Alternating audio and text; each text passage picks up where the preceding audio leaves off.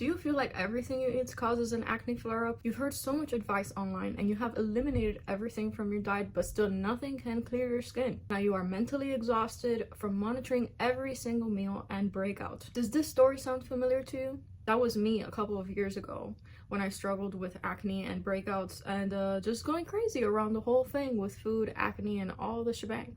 Hello my beautiful friend, it's Julie here today, your trusted guide to nutrition, skincare, and wellness. In this video, I'm going to show you how to enjoy food again without fearing your breakouts. No food diaries, no meal prep, and no scary recipes, overcomplicated rituals, or anything like that. But you will do this by finding a flow that feels nourishing and healing, not restrictive. This will be one of the key pillars for healing and improving your acne, just as it was for me. Knowing how to eat in order to heal is very important, but the mentality around your everyday food intake has to change in order for the healing to occur effectively. We all know food is not only nutrition, but also joy. The first step in how to enjoy food again without fearing your breakouts is one of the main flows I like to live by, the 80-20 flow. It's that perfect sweet spot between foods that bring you healing, the 80%, and foods that just you eat for pure pleasure and enjoyment. And yes, you can eat for pleasure even if you're dealing with acne. Isn't that a shocker? Huh? So the first thing is you should make your food, most of your foods, so 80% of your foods,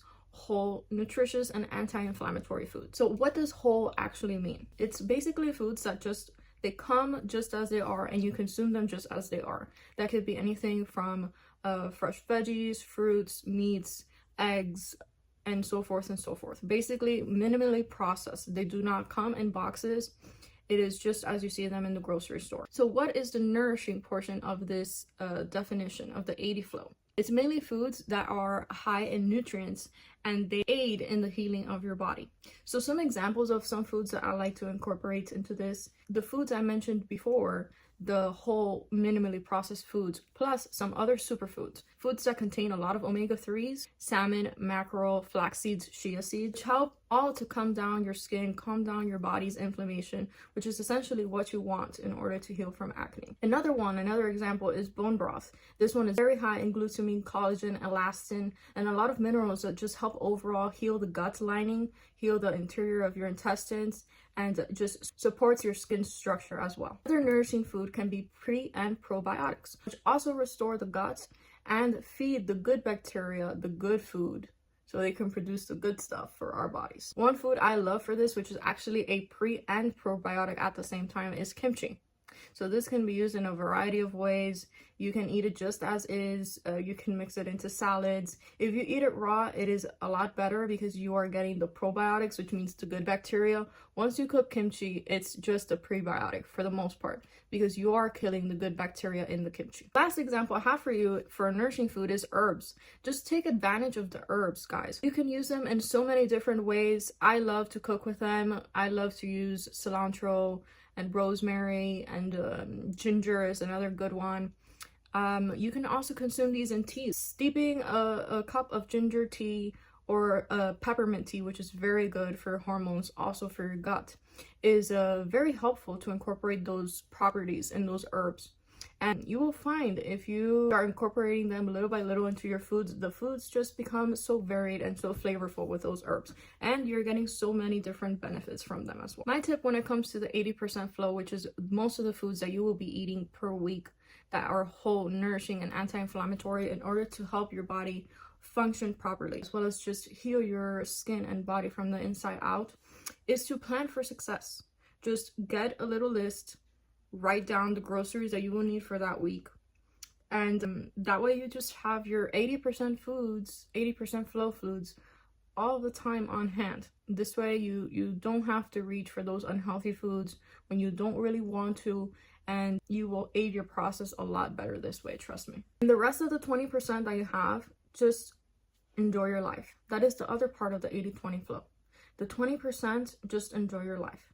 If you want to have an ice cream, have the ice cream. If you need to have some ramen for your mental sanity, just have the ramen, okay? Life is life, and even though we try to be as healthy as possible and we're on a journey to heal our bodies and skin from the inside out, we still need to enjoy the foods we love, okay? We cannot be restrictive with ourselves. That is just going to mess up the whole healing process, mess up our relationship with food, and we are here to enjoy food. right? As much as I support the 20% flow, like I mentioned, we still have to realize that they impair healing for our bodies. That is why we need moderation for them. Some of the effects that these foods cause in our bodies, actually, we can't see them immediately. We can't see them physically immediately. You know, as we eat these foods, the damage is hidden inside. Sometimes we can't notice the symptoms of what these foods are doing inside of us when we consume them in excess. But as I like to say, those of us who are acne prone, I believe we are very lucky, because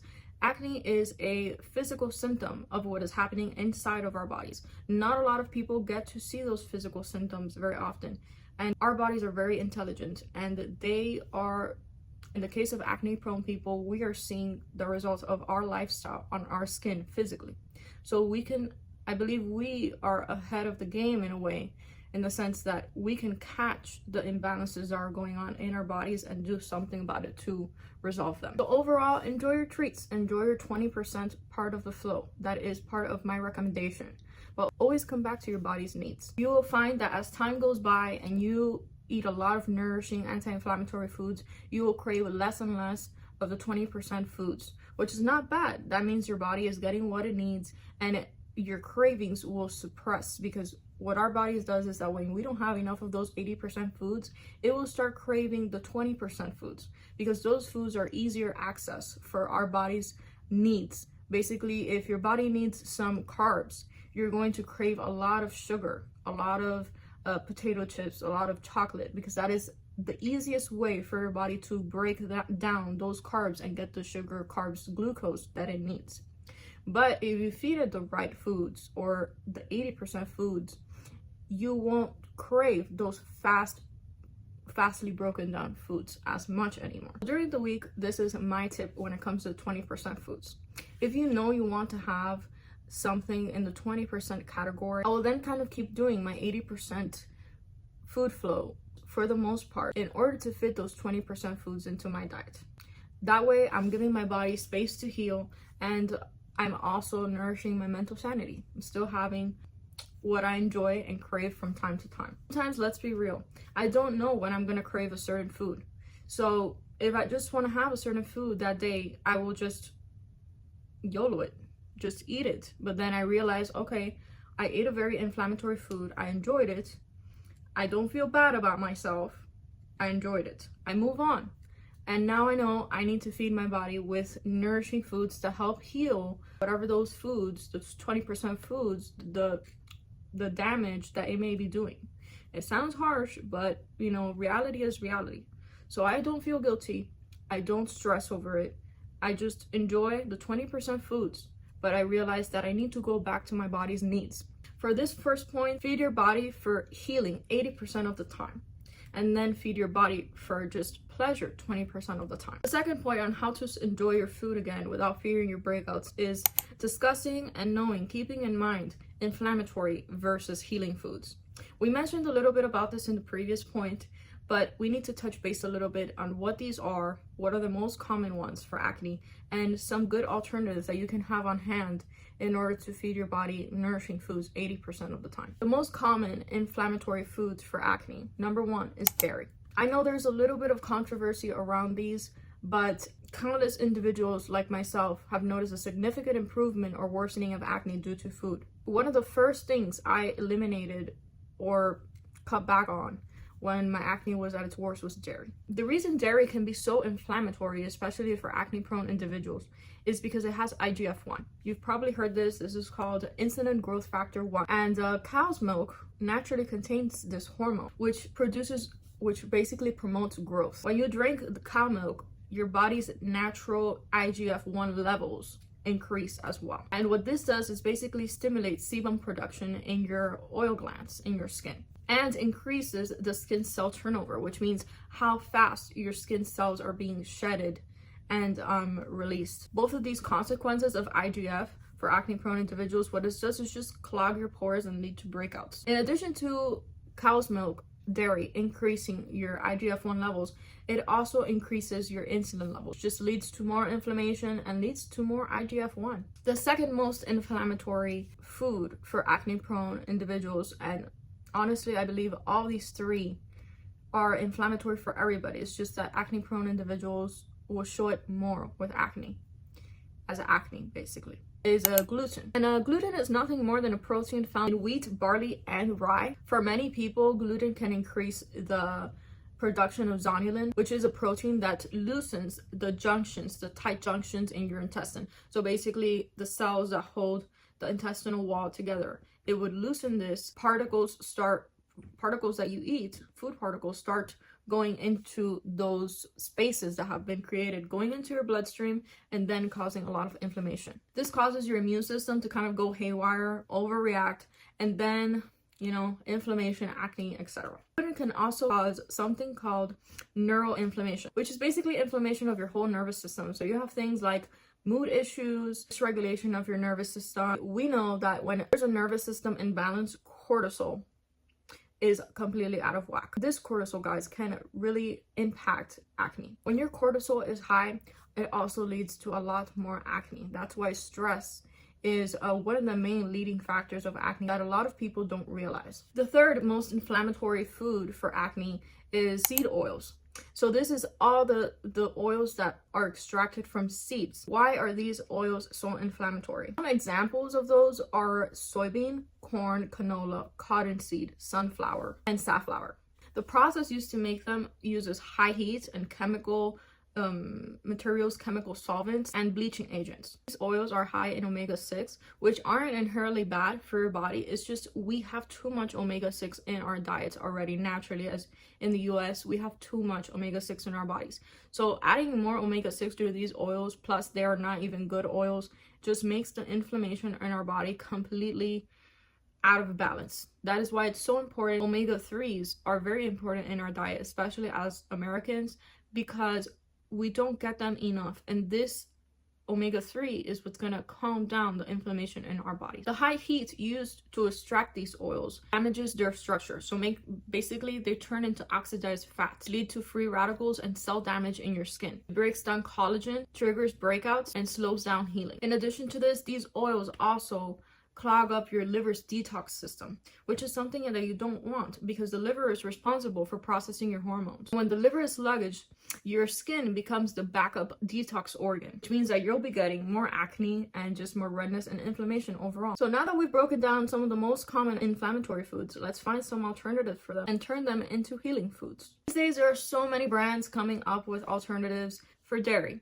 So for dairy, I like drinking oat milk, but almond milk is also a very good option. Both can be great to use in coffee, recipes, or just to drink them alone, just a cup of milk, since their taste is not that strong. You can also find creamers, half and halves, and other dairy alternatives with these milks. One thing I would like to note is not all of these alternatives in the market are 100% clean. We're always safer by making these alternatives ourselves. A lot of people do this. They make their oat milk or their almond milk or all these milk alternatives at home. That is great. But as I always say, we have to live our life, guys. We need to make our foods as healthy as possible, but not over obsessed with the food. If you really can't make the alternatives at home, just buy the best option at the market. That's what I think, and that's what I do. Sometimes I don't have enough time to make oat milk or almond milk from scratch. And that is okay. Just try to find the best option. And probably I will make a future video on how to read food labels and how to pick the best alternatives and the best products at the food market. Just like with dairy, there are so many alternatives for gluten these days. Things like bread and pizza crust and pasta and flours. Some of the grains that are actually naturally gluten-free, and I love to take advantage of these, are rice, millet. You also have buckwheat. You also have amaranth, teff, and corn, and quinoa, which is something we all know. Oats may also be an option, but sometimes oats are contaminated with wheat. So unless they say that they are specifically, you know, like not contaminated or something along those lines, then I would advise to be very careful, especially if you are gluten sensitive or allergic. One of my favorite grains from this list is actually millet. I love to have this for breakfast. My husband cooks it for me in the morning. He just puts the millet in a pressure cooker with some fresh carrots in there, and 20 minutes or so it's done. You can also slow cook it in the stove, also very easy. and simple, and it ends up being like a very soft, nutritious porridge for the morning. Usually we like to have it with 2 fried eggs on the side, and it is a very good breakfast. One of the benefits of eating gluten-free grains is that you can get so many different nutrients and variety. For example, the millet that I just mentioned is a seed, just like a quinoa. That means your blood sugar levels will remain stable while you eat the millet. It is also high in nutrients like magnesium, which helps stress levels a lot, and also phosphorus, which helps to repair the cells. Overall, it's a great option. When it comes to seed oils, I like to keep it simple. Extra virgin olive oil, avocado oil. Both of these oils are not extracted from seeds like the seed oils, inflammatory seed oils that we mentioned, and they are very stable for cooking, unlike those seed oils, because these oils have a higher monounsaturated fat content and a lower polyunsaturated fat content, which means they are more stable for cooking and they won't break down on you so easily like those seed oils. Both extra virgin olive oil and avocado oil can be used for cooking, like I mentioned, but with extra virgin olive oil you have to be a little bit more cautious in terms of the temperature you're using it with. Once your pan starts to smoke, the extra virgin olive oil is not as stable anymore. So I would say, even if you're frying, be careful the heat is not too high. I like to keep my deep frying to a minimum, especially because it involves so much oil, which is not that healthy for us. If you are deep frying, avocado oil is a great option, but it is more expensive. So in terms of this, I would recommend pork lard or beef tallow as some good frying options. It can be made or rendered at home and are naturally stable oils. Worst comes to worst, which sometimes happens, and it's happened to me, and you need to fry something at home, and you don't have a better option but a seed oil, then just use the seed oil, friends. Just include that food into your 20% foods, and like I said, move on. You enjoyed it. Feed your body what it needs. That's it. My third point on how to enjoy food and not fear your breakouts, again, is to let your imagination run wild with food. Just have fun, and your food will never be boring. Food is so much more than health. It is also pleasure and enjoyment, and time with family, and colors, flavors. I just love searching different recipes online. I think about the different components of food that I would like to eat. For example, if I am craving some chicken, I would just search chicken recipes on YouTube or anywhere else. If I am craving any specific foods, I will just search something more specific, like Chinese chicken, for example. Don't limit yourself to the recipes you know. There are so many different varieties of foods out there, so many different cultures and styles and ways of cooking, that you will literally never get bored if you just search a few clicks on YouTube.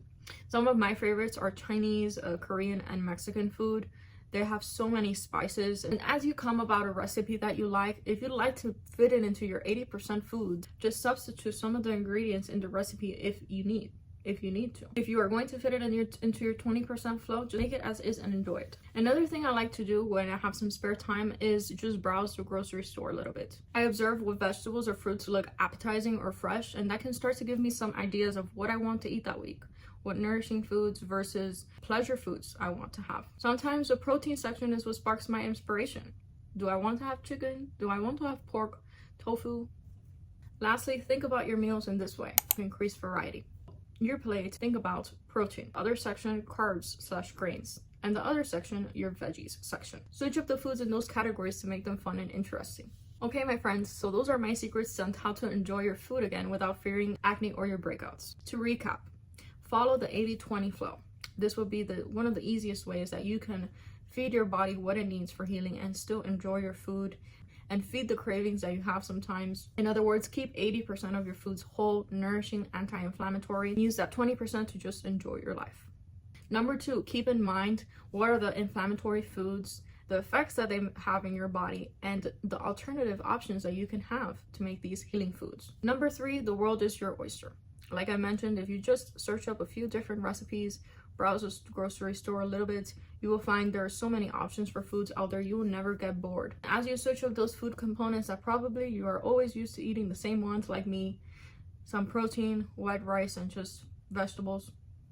If you switch those up every so often, you will find food is so much more than just food. So this is your homework from me. Go explore. I want you to find foods that you like, some foods that you will put into your 80% flow, and some foods that you will put into your 20% flows. With the tips I have given you in this video, you will have more than enough information to do that. Just get a little note and do a grocery list with this, and you'll find that things will become so much more easier. By the time you start doing this over and over and over, you will stop fearing food and just have a way better relationship with food, with yourself, and with your skin. As always, thanks for watching this video. If you enjoyed it, please like and subscribe and share with your friends. Maybe they will find this helpful, especially if they have acne prone skin or they just have a lot of inflammation. If you have any questions or video suggestions or anything of the sort, please comment them down below. Thanks, and see you in the next one.